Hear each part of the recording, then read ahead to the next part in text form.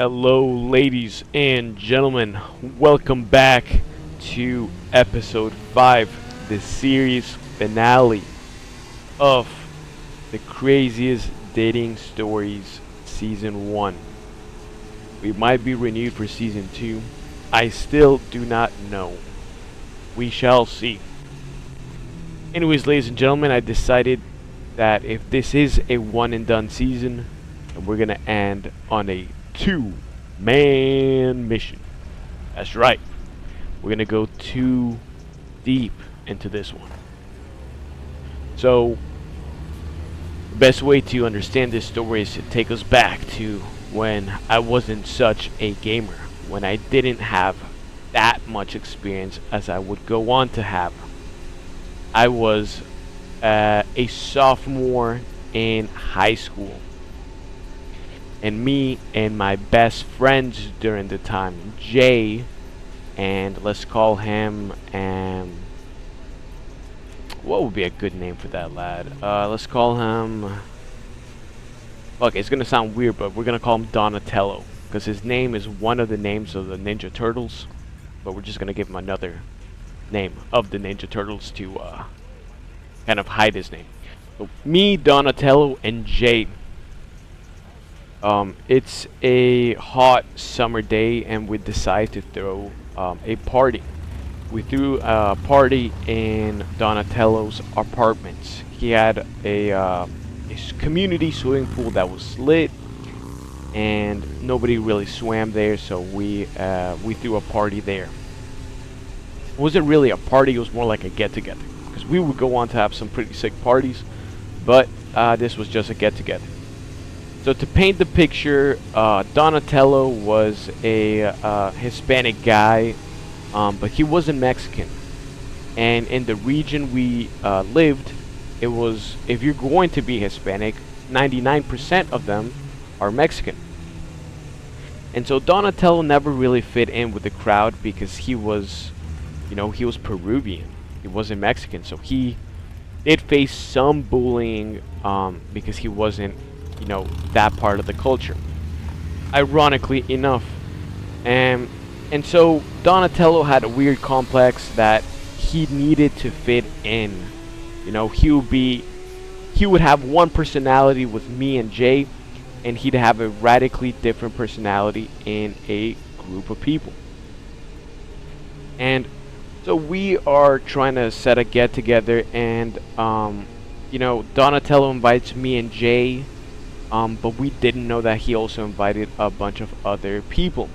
He invited the Hispanic group that he hung out with from his high school. He went to a different high school than me and Jay.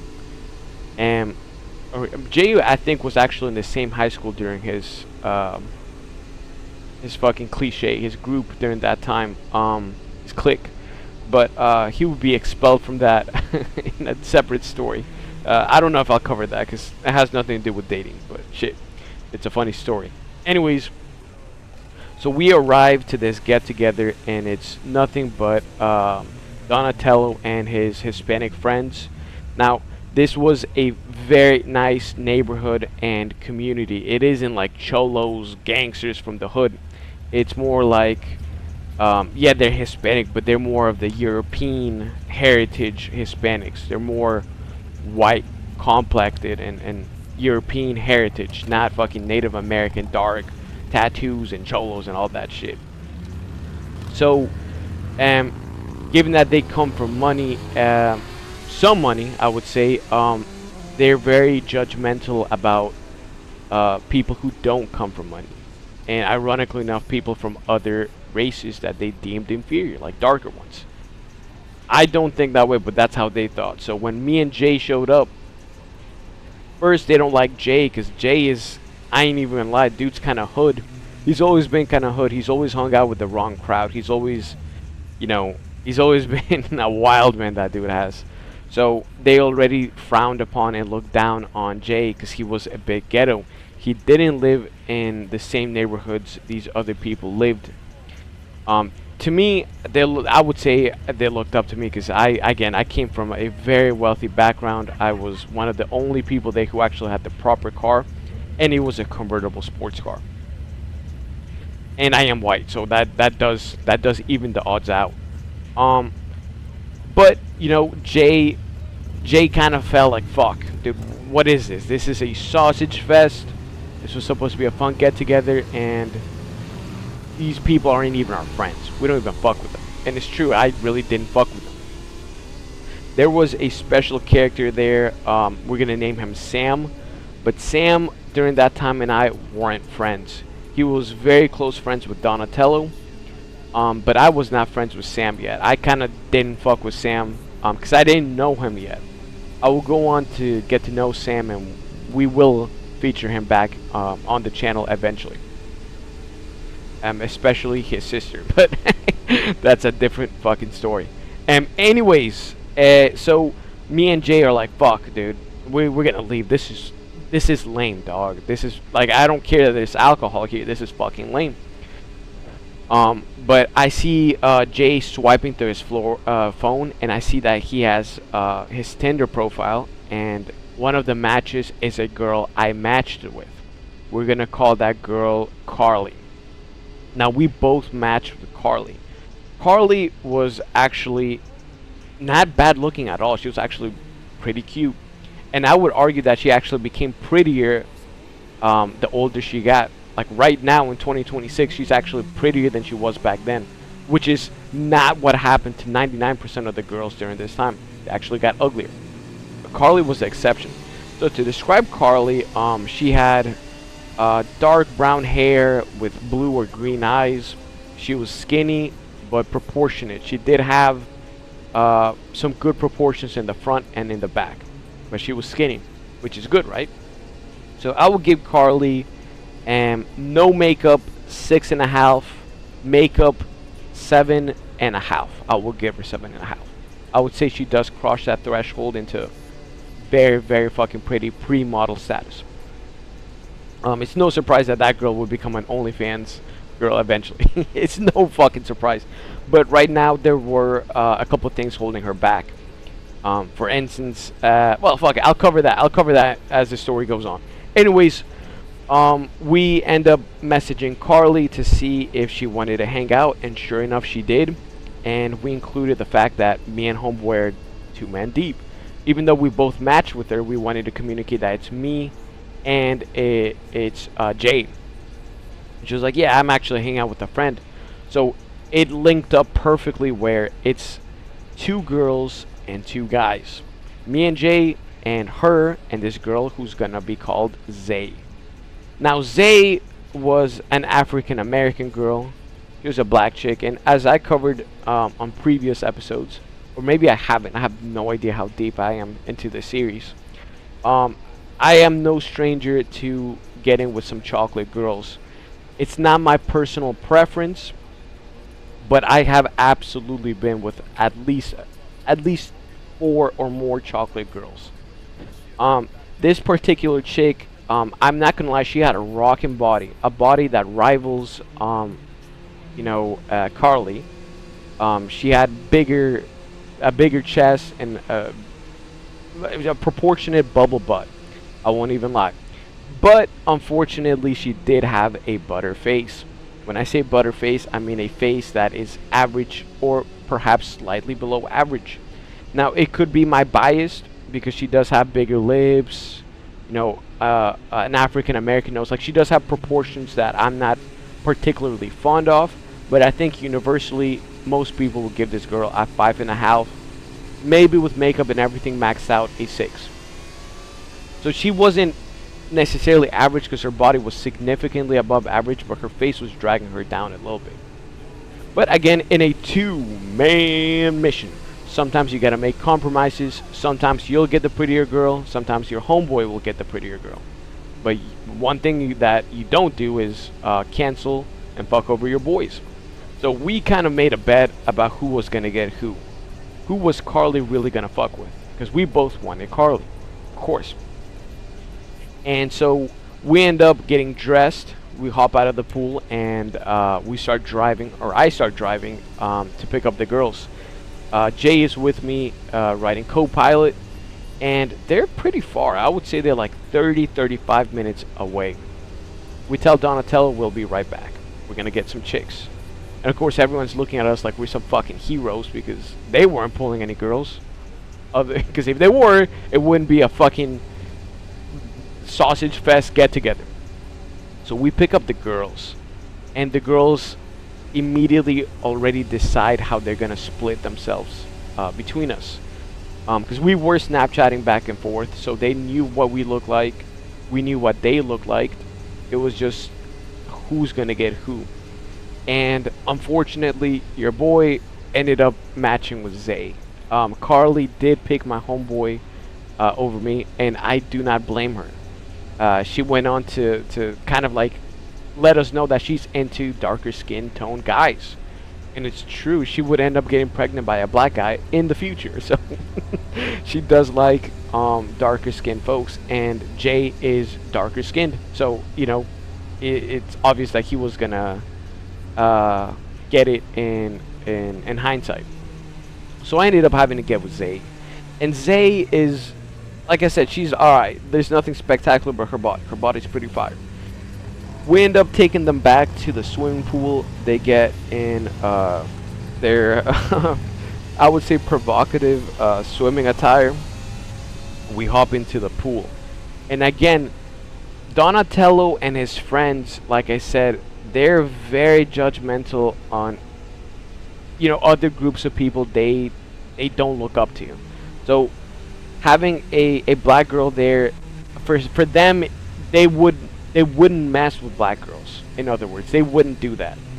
Again, it's something about that culture I can't even fucking fully comprehend, because I have one of my best friends in on the bikes is a black guy, and dude, that's like my homeboy since day one, dude. Like, he taught me how to ride the bike type shit.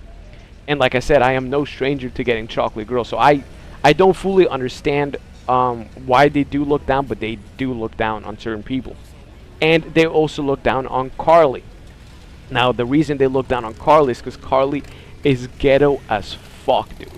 She may be a white girl, but she is so ghetto. Like, she talks ghetto. I'm not gonna give an analogy, but she talks fucking ghetto, dog. And Carly had a bunch of cuts all over her legs. This girl used to cut herself. Potentially still does. Some of them looked fresh as fuck. So when they saw that shit, god damn. You know, we hopped into the pool away from them, but those motherfuckers were making loud ass remarks, obviously to fuck with them. You know what I'm saying?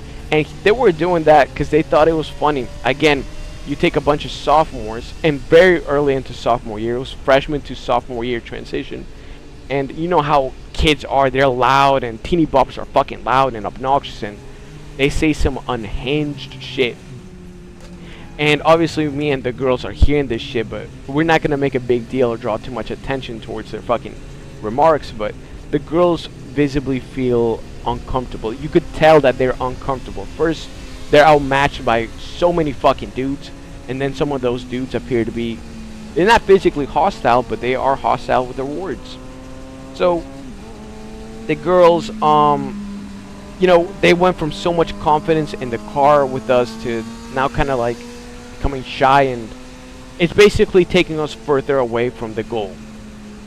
And so homeboy, during the time, and Jay and I would end up becoming very pretty good friends throughout our lifetime, and we would go on plenty of two-man missions and go on to have a lot of experience pulling girls together. But during this time, I would say that he was the superior gamer.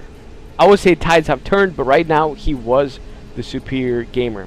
I would say he was 65% better during that time. He was a good chunk better at gaming. And so he comes up with the genius idea of essentially taking those girls back to his house. His parents weren't home, and his sister, he had an older sister that was fine as fuck, dude.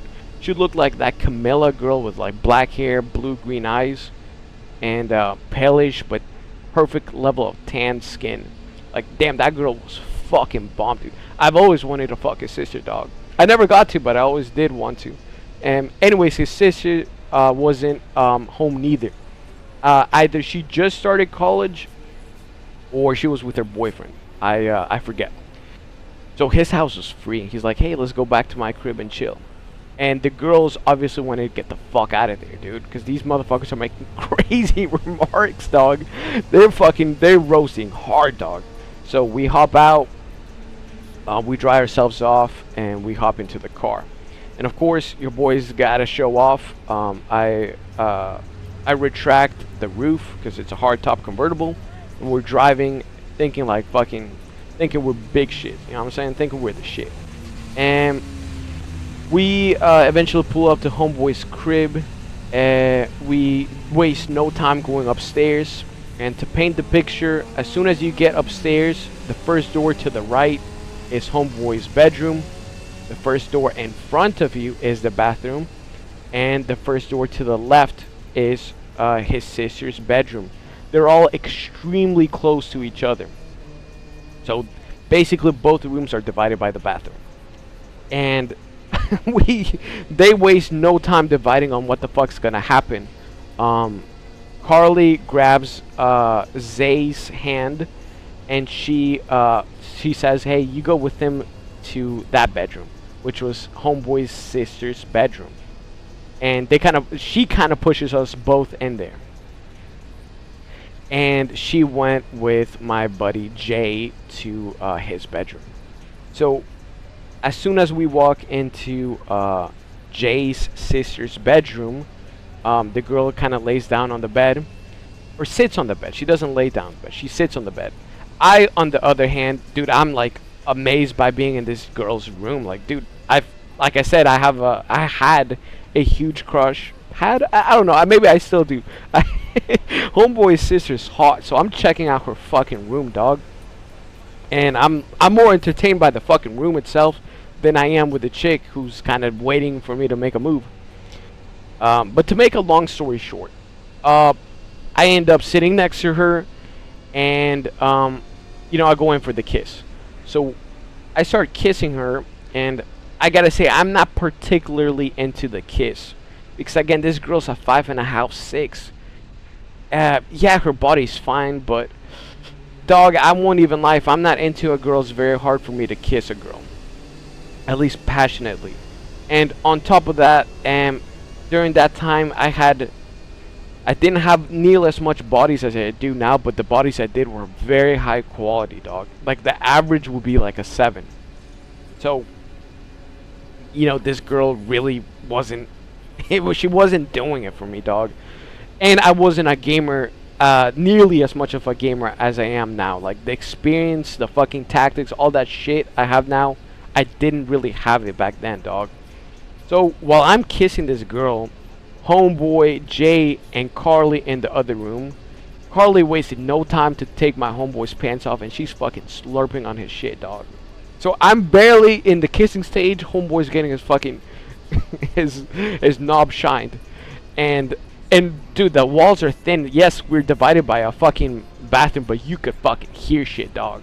So I'm like, damn, homeboy's already getting into the fucking action. Like, I gotta step my game up. So I stopped kissing that girl, and during this time, I didn't understand that you had to keep kissing a girl while you undress her. Like, that's the importance of kissing. Like, it makes undressing just like not awkward at all. Versus if you stop and tell the girl, hey, start getting undressed, dude, that is so fucking awkward. So that's literally what I told the girl. I stopped kissing her, and I looked at her and like, hey, take off your clothes. And it wasn't in a creepy way, dog, because we're both the same age, but like, you know what I'm saying? Like, dude, it was fucking mad awkward, dude. That was just not the move, dog. But I wasn't a gamer, dog. I really wasn't a gamer, and I've never really had to tell a girl to do that. Like, a girl already did that in the past few times, like on her own. Anyways, the girl just fucking looks at me, and she's shy. She isn't like Carly, dude. Carly was a 304, dog. She probably had more experience than even I did during that time, dog. While Zay didn't have that experience. Zay only had one boyfriend prior to this, dog. By what I would get to know from her. So this was gonna be her second time with a different dude, dog. Anyways, I waste no time ripping my clothes off. I'm in my fucking tidy whities. Nah, I'm just joking. I'm in my boxers, and this girl is wearing her panties and her bra. That's the only thing that's on. And I'm like, fuck, what the fuck's like? Let's keep it pushing. Let's keep it pushing. The girl ends up taking her bra, because I sure as fuck couldn't, dude. Like, that shit's hard. The pain in the back is fucking hard, dude. And mind you, we're not kissing, dude. These are two fucking two awkward situations going on right here. Because in the other room, we hear Carly get up and go to the bathroom, and like she yelled, "I'm taking off my tampon." This fucking girl was, she was trying to fuck homeboy during her period, dog. And I don't know if homeboy had condoms or not, so that's fucking nasty on his part, dog. So she was getting prepared for homeboy to fucking dick her down. And so I'm in my own little room taking off this girl's bra. Failed to take it off, so she takes it off herself, and she's kind of covering her chest with her hands, dog. And she had some medium-sized fucking boobs, so you could still see it type shit. But she was so shy and new to this that she was literally covering it with her hands. Anyways, I end up sliding down panties off, and I remove my shit, and it's go time. There ain't no going back now. Unfortunately, I did start kissing her then to make the situation less awkward.